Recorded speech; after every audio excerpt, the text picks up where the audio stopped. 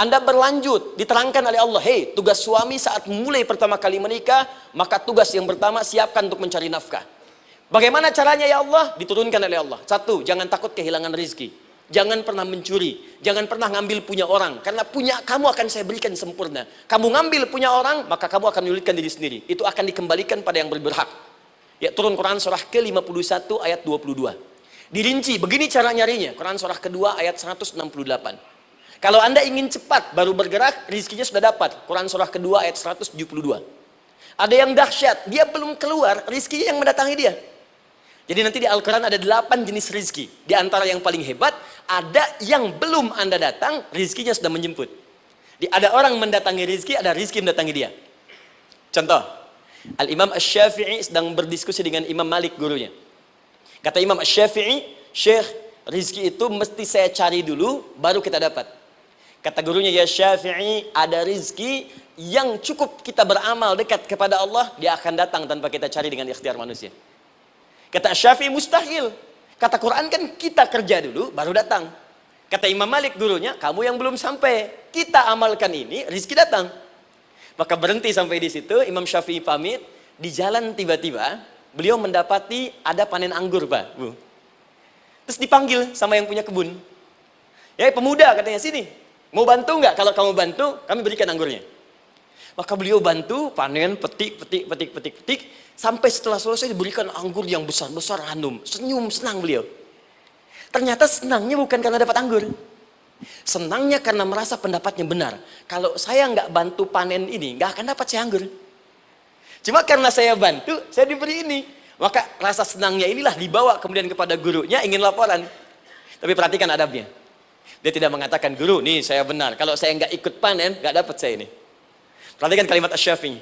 Guru, tadi saya di jalan, dipanggil oleh pemilik kebun, ikut panen anggur. Begitu saya bantu, saya diberikan anggur ini. Beliau tekankan dengan kalimat yang kencang pada kalimat, begitu saya bantu, saya dapat anggur ini. Imam Malik tersenyum mengatakan, Masya Allah Syafi'i luar biasa. Ini siang begitu panasnya. Tadi saya mau keluar ngajar, terfikir di benak saya, Allah kalau ada anggur yang besar-besar, enak rasanya. Tiba-tiba kamu datang bawa anggur. Jadi Imam Syafi'i kerja dapat sesuatu, Imam Malik terfikir sesuatu, datang rezeki.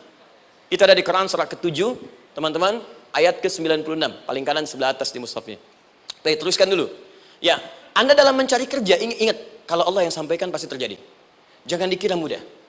Kata Allah akan ada persaingan, akan ada kadang-kadang singgungan, akan ada tantangan. Maka mulai petakan tantangan apa yang akan Anda lalui saat Anda mulai mencari nafkah itu. Maka turun Quran surah kedua ayat 214, paling kanan sebelah bawah. Am hasibtum an tadkhulul jannata. Hei, apa kamu mudah begitu saja mengira akan sukses dalam pekerjaanmu? Bahkan bisa diartikan surga, ingin masuk surga.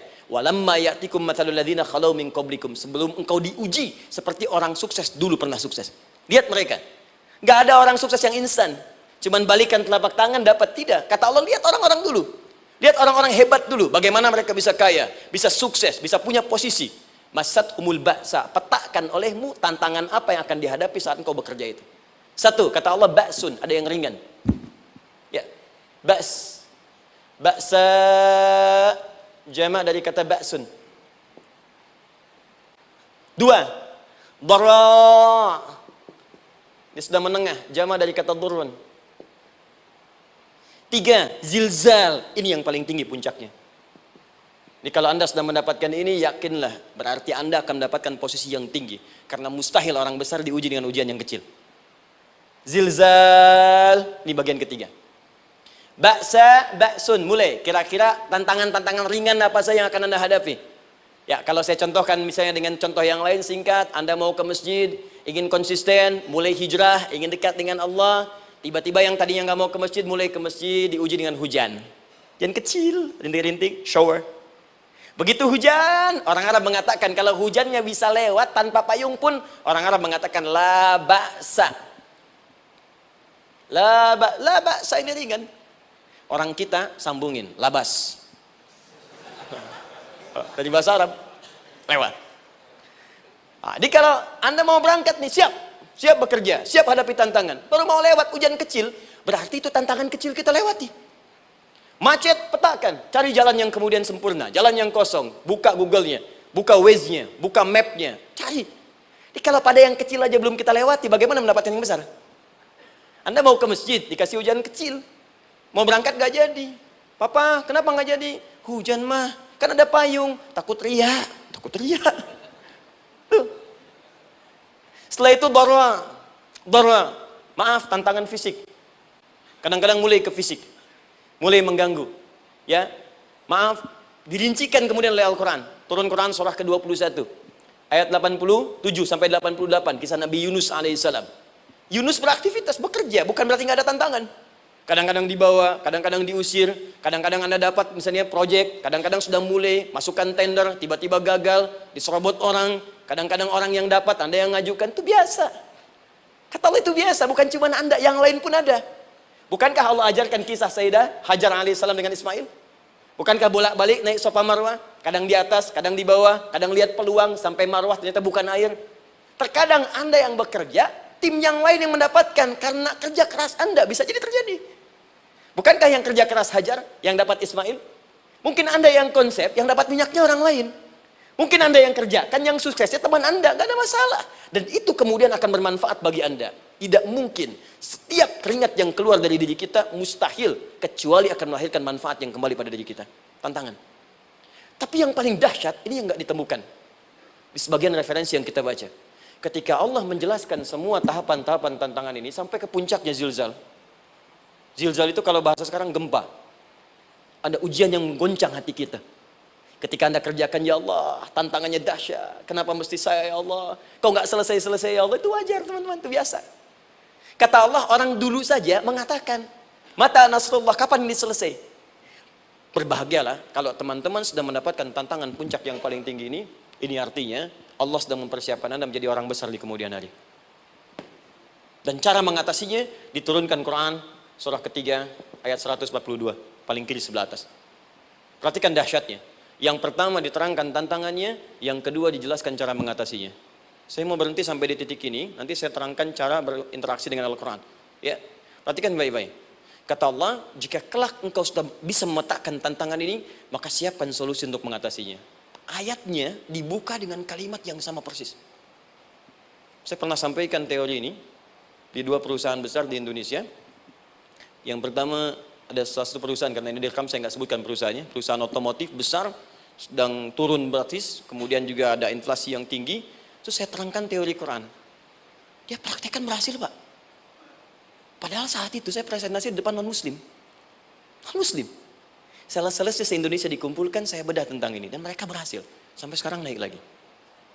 Yang kedua sama, ini direkturnya juga non-muslim. Tapi nggak apa-apa, kita diskusi. Dan mau mendengar teori ini. Dan praktekkan, naik. Ya, dulu di satu perusahaan minyak juga. Sedang turun, karyawan semua dikumpulkan. Lalu kita bahas tentang ini, kita terangkan. Yang ini yang paling menarik dari Al-Quran.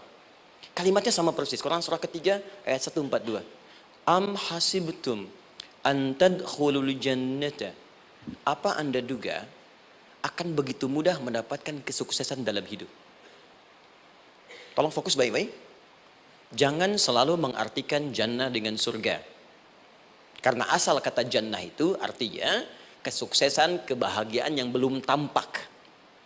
Surga, kenapa disebut dengan jannah? Karena itu puncak kebahagiaan kita yang belum nampak sekarang. Saya kasih rahasia ya, ini di antara kita saja nih. Kalau ada kata jim dengan nun di depannya, itu pasti tidak nampak, tersembunyi. Apapun tambahannya. Ya, misal, jin kenapa disebut dengan jin? Karena memang ketika diciptakan, dia tidak tampak, tersembunyi. Lawannya ins, karena itu kita disebut ins, karena saat lahir kita tampak. 18 kali disebutkan dalam Al-Quran. Ya ma'syaral jinni wal ins, wa ma khalaqtul jinna wal ins. Jadi jin disebut jin karena memang fitrahnya tersembunyi, gak nampak. Jadi kalau ada jin melakukan penampakan, itu jin sedang kena masalah. Sedang keluar dari fitrah. Sama dengan manusia, harusnya tampak. Jadi kalau ada manusia yang senang sembunyi-sembunyi, dia sama dengan, bukan saya yang bilang, sedang punya masalah. Ke kantor, sembunyi-sembunyi, hati-hati Pak Alfian tuh. Biasa ada pintu depan, masuk pintu belakang. Suami di rumah, buka WA, sembunyi-sembunyi. Bu, hati-hati tuh. Pulang lewat pintu belakang, berarti sedang punya persoalan dalam hidup. Setiap ada jim dengan nun, pasti tersembunyi. Ibu punya janin, rahim. Dalam rahim ada janin. Kenapa disebut dengan janin? Jim, nun, ya, nun. Karena sosok itu belum nampak dalam pandangan kita. Nanti kalau sudah lahir, baru tampak. Jannah, kenapa disebut jannah? Karena belum tampak dalam pandangan kita. Nanti kelihatan. Karena itu dalam Al-Quran, kata jannah itu tidak dikhususkan dengan surga. Tidak dikhususkan dengan surga. Kadang-kadang menunjuk aspek kesuksesan yang belum tampak. Anda mau ngubur minyak, minyaknya belum tampak. Belum kelihatan. Anda mau kerja, ya hasilnya kan belum tampak. Baru ikhtiar sekarang. Karena itu orang Arab disebut kaya, kalau mereka mendapatkan kebun yang tak tampak sebelumnya. Kebun anggur, bukan kurma, kalau kurma banyak. Kebun anggur, ada apel, ada jeruk, sampingnya ada sungai-sungai, disebut dengan jannah. Ya, kalau punya unta, nggak kaya di Arab, biasa. Karena yang kelihatan padang pasir, unta, hitam, merah, biasa. Tapi kalau sudah punya kebun anggur, yang sulit di padang pasir ada kebun, itu baru disebut kaya. Karena itu orang Arab kadang mengartikan jannah dengan aspek kesuksesan yang belum tampak. Diartikan dengan kebun anggur, kebun apel, dan macam-macamnya. Perhatikan, am hasibtum an tadkhulul jannah. Apa Anda duga ingin sukses itu begitu mudah? Sukses jadi tidak. Walamma ya'lamillahu alladhina jahadu minkum wa ya'lamas sabirin. Perhatikan baik-baik. Sebelum Allah memastikan pada diri Anda terdapat dua hal yang paling utama untuk mengatasi tantangan tadi. Satu, jahadu. Kesungguhan. Serius.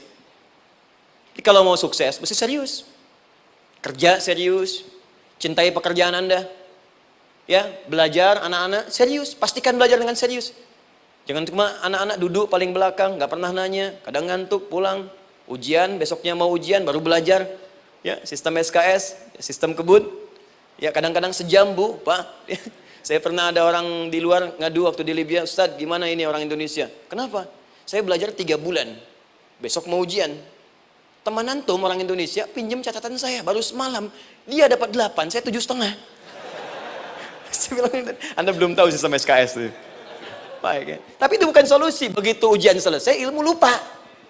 Itu poinnya. Jadi kalau hanya sekedar ilmu dipakai untuk ujian, pada prakteknya nggak akan terpakai. Ini banyak anak sekolah sekarang hanya belajar untuk ujian saja. Padahal kalau dipraktekkan, kadang kaitan dengan agama tinggi, Bu, Pak. Fisika itu dengan agama itu tinggi. Gaya F1 sama dengan F2, gaya gerak sama dengan gaya dorong. Gaya sedikit, maka keluarnya sedikit. Pukul kencang, bunyinya kencang. Imannya kalau kuat, amalan jadi banyak. Iman sedikit, amal pun sedikit. F berbanding lurus dengan P, hukum Pascal. Gaya berbanding lurus dengan tekanan. Masuk bab akhlak. Makin banyak gaya, makin banyak tertekan. Nah itulah. Gaji 5 juta, gaya 10 juta. Kan? Ini serius. Serius. Di divisi apapun Anda, saya sepekan lalu lah, takziah ke tempatnya yang Habibie. Terus diminta tausiah di sana. Dan saya perhatikan beliau termasuk yang paling serius ketika diberikan tugas apapun. Gak pernah diberikan amanah kecuali mencintai pekerjaan itu. Yang Habibie demikian.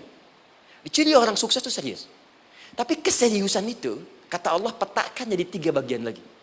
Karena jahadu itu punya 3 turunan kata. Satu, keseriusan merencanakan, disebut ijtihad namanya. Punya rencana. Mappingnya apa? Stepnya apa? Oke, Anda ingin kerjakan sebuah proyek, baik, proyeknya berlangsung berapa lama? Target kita apa? Jangka panjangnya, menengahnya, jangka pendeknya. Kemudian apa tantangan yang akan dihadapi di setiap tahapan-tahapannya? Selesaikan. Bahkan saking pentingnya tahap perencanaan ini, ditunjukkan oleh Allah langsung lewat sholat. Teman-teman masih ingat? Sholat pertama yang kita kerjakan, setiap hari sholat apa namanya? Subuh. Apa artinya subuh? Tuh, ini masalahnya. Ini kata Al-Quran sendiri ya, kata Al-Quran sendiri.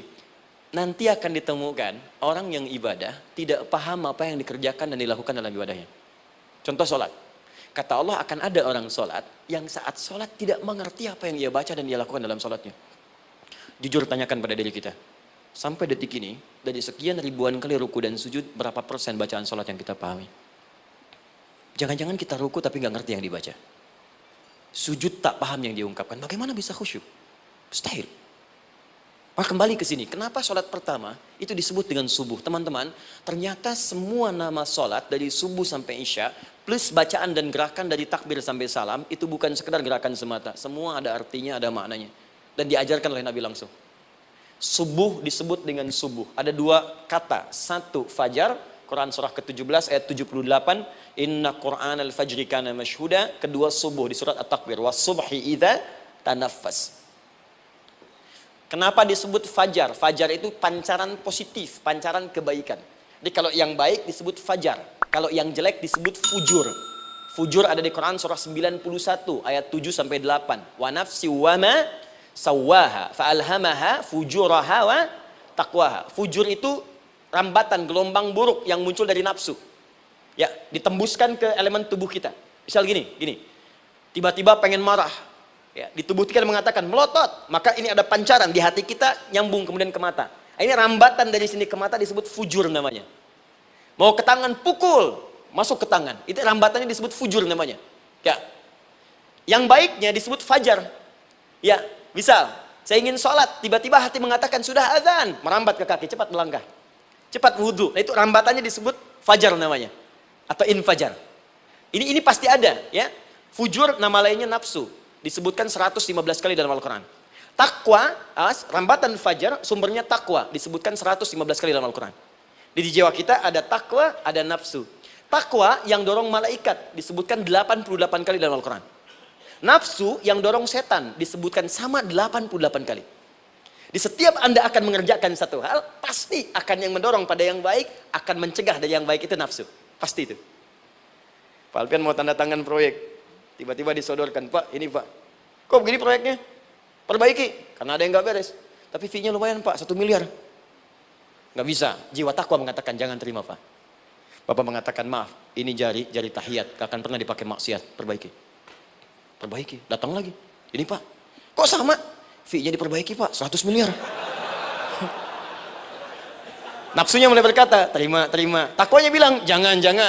Akhirnya beliau katakan, tangan tahiyat gak akan pernah dipakai maksiat. Tapi tunggu, saya istiqoroh dulu.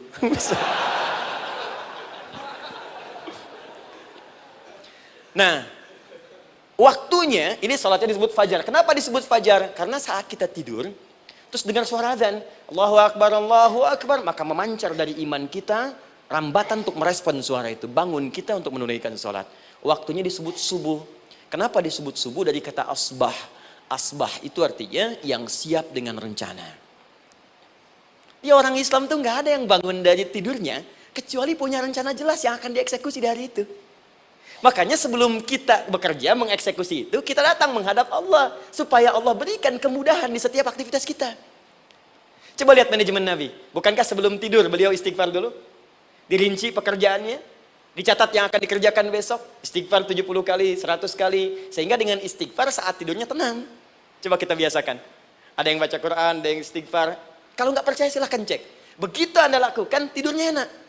Besoknya rencana itu sudah siap. Makanya ketika bangun, siap jam 7 mau kemana, jam 8 ada di mana, jam 12 kerjakan apa. Sebelum mengerjakan itu, datang kepada Allah, sujud, ya Allah, saya punya rencana ini tolong mudahkan. Begitu caranya. Itu yang disebut dengan subuh. Nah, sekarang kembalikan peta hidup kita mau seperti apa ke depan. Ijtihad. Yang kedua, kalau sudah jelas konsepnya, visinya sudah ada, maka jihad. Yang kedua, jihad. Jihad itu eksekusinya, aksinya, actionnya, perjuangan fisiknya. Rencananya apa? Tahajud malam nanti. Bismillah. Jam berapa? 2:30. Baik, yuk kita mulai rencanakan. Eksekusi rencananya. Bagaimana cara kita bangun 2:30? Pasang alarm. Jam berapa alarm dipasang? 3 kali. Pertama 1:30, kedua 2 kurang 1/4, ketiga jam 2 lewat 1/4. Baik. Alarm pertama untuk mematikan alarm kedua. Alarm kedua matikan alarm ketiga. Ketiga siap-siap. Baik. Siap bangun. Jihad. Awas, ini penting ya. Jihad itu jangan dipersempit maknanya kepada situasi peperangan saja, tidak. Banyak jihad itu luas sekali medannya. Karena jihad itu perjuangan fisik. Dan maaf sekali, dalam konteks perang pun bukan menyerang orang. Tapi membela diri saat diserang. Di Islam itu bukan agama ekspansi. Cek di sejarah, nggak ada Islam menyerang. Yang ada itu membela diri saat diserang. Atau saat orang lain dizalimi dan kita diminta untuk terlibat, kita membantu. Ini bukan dalam konteks sekarang yang banyak dibincangkan. Tembak orang, bom orang, nyerang orang. Bukan. Itu waktu kejadian bom Tamrin itu pertama, saya di Lampung posisinya. Itu begitu meledak, tuar. Pertanyaan pertama Pak di Majelis Taklim, Ustadz, apakah bom di Jalan Tamrin termasuk jihad fisabilillah? Saya bilang, Pak, sependek pengetahuan saya, jihad fisabilillah itu jihad di jalan Allah, bukan di jalan tamrin. Kaidahnya beda. Nah, misal mencari nafkah itu jihad. Cari nafkah jihad. Quran surah keempat ayat 34, paling kiri sebelah atas. Tugas pertama ketika menikah kata Allah, ar-rijalu qawwamuna 'alan nisa. Setiap lelaki itu diminta oleh Allah untuk mengatur bagian rumah tangganya. Jadi pemimpin di rumah tangganya. Ya bima faddalallahu ba'dahum 'ala ba'din, karena diberikan kemampuan untuk memimpin. Di pemimpin itu ada di suami. Dan ciri khas pemimpin, Bu, biasanya ciri khas pemimpin apa, Bu? Bukan tegas, bukan. Ciri khas pemimpin itu tidak mau dipimpin. Makanya kalau ada sesuatu, masukkan lewat usulan, jangan beri saran. Kalau saran susah, itu pemimpin. Baik, tapi yang paling luar biasa kata Allah, perhatikan kalimatnya indah sekali.